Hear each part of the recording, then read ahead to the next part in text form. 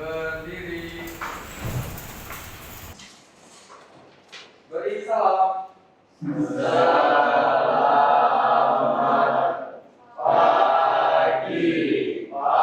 Selamat pagi, silakan duduk. Sehat semua hari ini? Sehat. Kok loyo-loyo nih? Semalam tidur jam berapa? Jam 10, puasa main game? Pantas muka kamu loyo ini. Selamat pagi aja tarik kayak dari sini sampai Pontianak. Tapi sehat semua ya? Kita sehat semua, kembali lagi kita belajar. Sebelum kita memulai pembelajaran, saya minta salah satu dari kita untuk memimpin doa. Richard, siap? Silakan Richard, pimpin kita dalam doa. Pelajaran kita berdoa terlebih dahulu. Dalam Bapa dan Roh Kudus. Ya Tuhan Yesus Kristus, sekarang kami ingin memulai pelajaran kami pada pagi hari. Semoga dalam pembelajaran ini tidak ada hal-hal yang tidak kami inginkan terjadi. Hanya ini doa kami sampaikan kepada Kristus mengenai kami. Sebelum mulai saya presensi dulu kehadiran Dina Safira hadir, Dwi Francisca Putri izin, Gracio Livarno hadir, Heni Chung sakit, Kristoforus Armulibili sakit juga Pak, sakit juga. Ada pemberitahuan ya? Ada suratnya? Ada. Oke. Maria Agusa Putri Dewi ada. Mary Karunia Ayu. Ini artinya orang tua mendapatkan berkat. Betul nggak? Anak perempuan satu-satunya. Niko Afrian Ferry. Maju terus. SMA Espanja setia.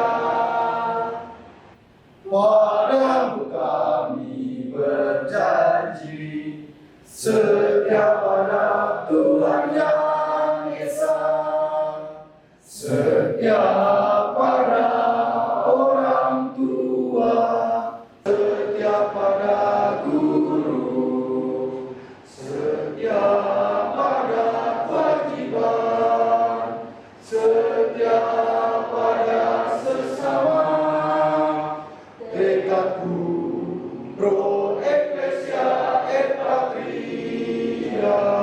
Tangan dong. Apa? Luar biasa. Yes. Yakin esok sukses. Tangan dong.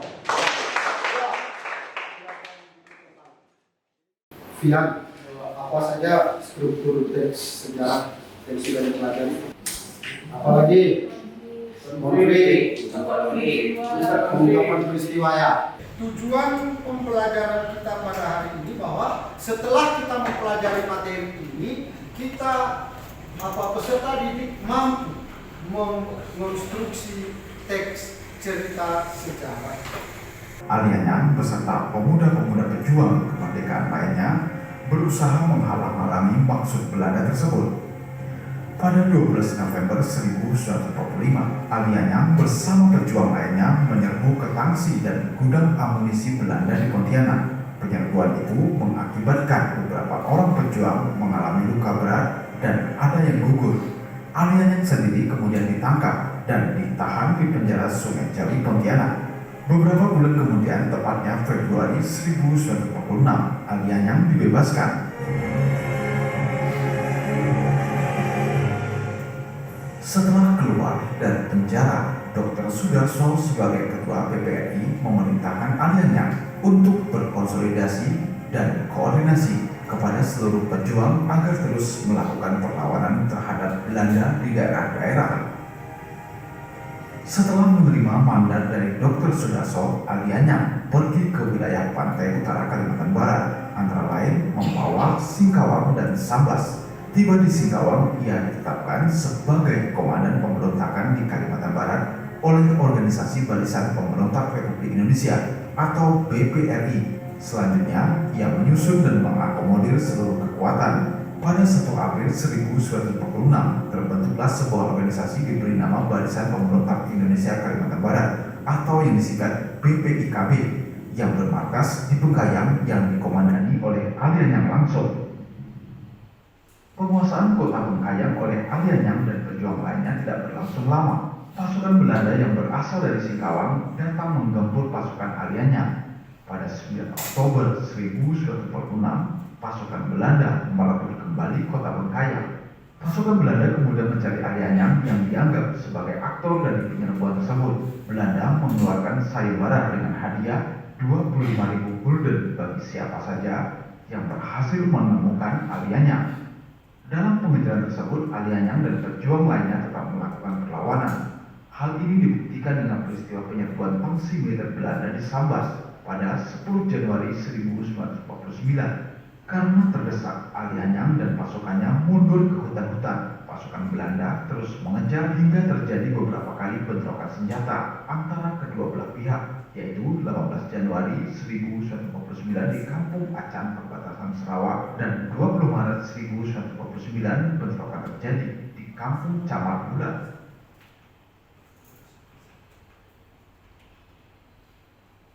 Pertempuran antara Ali Anyang dan pasukan melawan Belanda akhirnya terhenti setelah pada tanggal 27 Desember 1949 Belanda mengakui kedaulatan Republik Indonesia. Setelah mendengar berita itu, Ali Anyang memerintahkan kepada Ingatkah tentang struktur teks cerita sejarah? Diawali dengan apa tadi? Orientasi, pengenalan.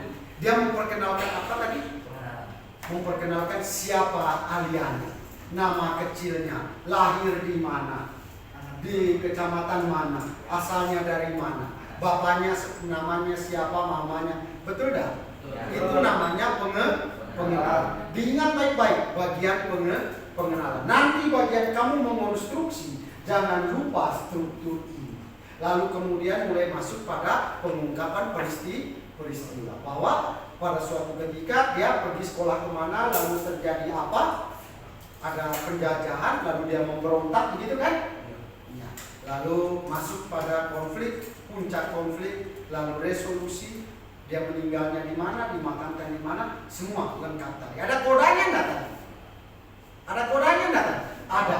Bagian akhir pembicara mengajak kita supaya apa? Supaya kisah hidup Ali Anyang semoga menjadi inspirasi. Bapak membagi dalam kelompok, silakan diskusikan, membuat sebuah teks cerita sejarah. Mudah-mudahan bisa ya. Harus ke kelas 12. Oke.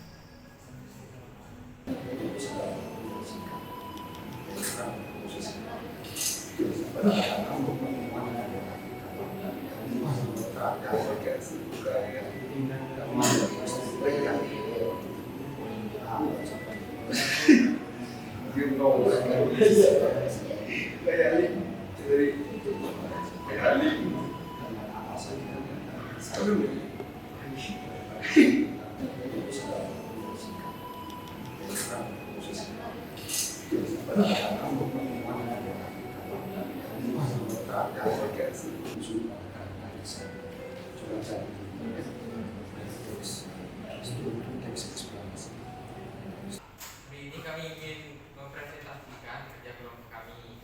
Nama saya Wanda. Nama saya Nico. Siapa? Natali ya. Silakan. Disimak ya. Nah, yang pertama, Pangeran Kuning lahir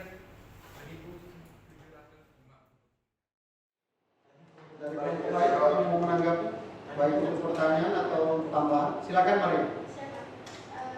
Pesan dan kesan kalian dengan cerita tersebut, apa yang dapat kalian ambil dari cerita itu?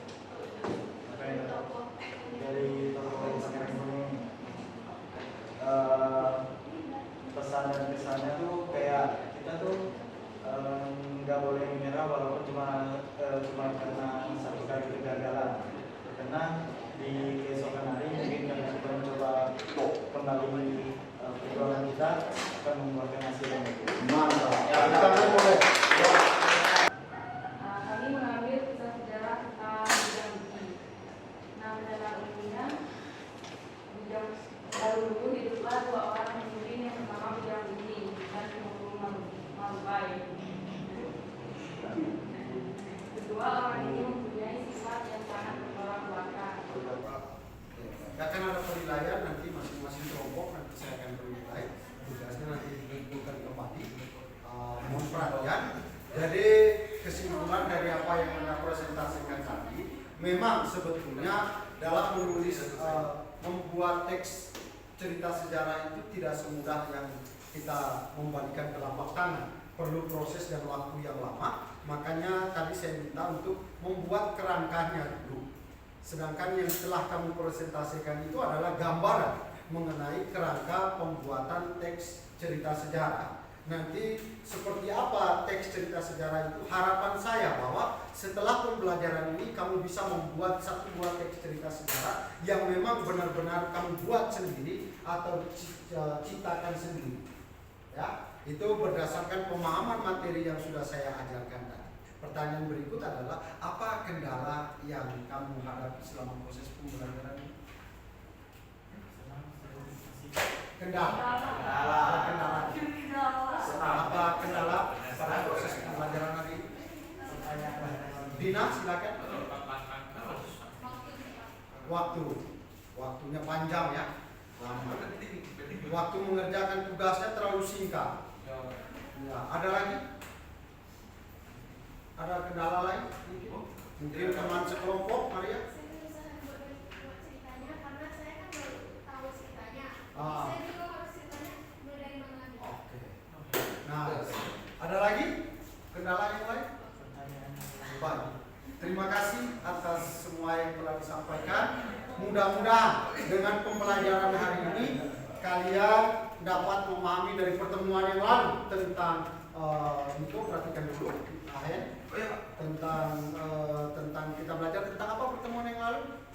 Struktur, teks cerita sejarah, kaidah kebahasaan, langkah-langkah membuat atau mengonstruksi kerangka teks cerita sejarah. Pada hari ini semoga semua materi yang disampaikan dapat dipahami, direalisasikan. Bila perlu pulang ke rumah coba-coba untuk buat teks cerita sejarah. Tidak usah jauh-jauh dulu, ambil cerita sejarah tentang keluarga sendiri, bapak atau mama begitu. Karena manfaatnya cukup banyak, yaitu tadi seperti pertemuan lalu saya sampaikan, manfaatnya adalah untuk apa? Menginspirasi, memberikan rekreasi. Mungkin ada kisah bapak yang lucu waktu sedang jatuh cinta dengan mama barangkali, yang bisa menghibur kamu di saat stres, atau waktu bapak dengan mama sedang marah-marah lalu kamu menceritakan kembali kisah mereka dulu, ya bisa saja mengubah situasi yang marah tadi menjadi romantis kembali, kan? Bisa saja terjadi. Nah, jadi pembelajaran kita selesai pada hari ini. Untuk pembelajaran berikut kita nanti akan belajar tentang teks editorial. Seperti apa teks editorial? Boleh cari tahu di rumah menggunakan gawai kalian. Kalau ada paket ya, cari teks editorial itu apa, struktur itu apa, baca-baca dulu. Biar pertemuan berikut mana tahu sudah paham lebih dulu ya. Kita tutup dengan doa. Yang memimpin kita dalam doa silakan Natali.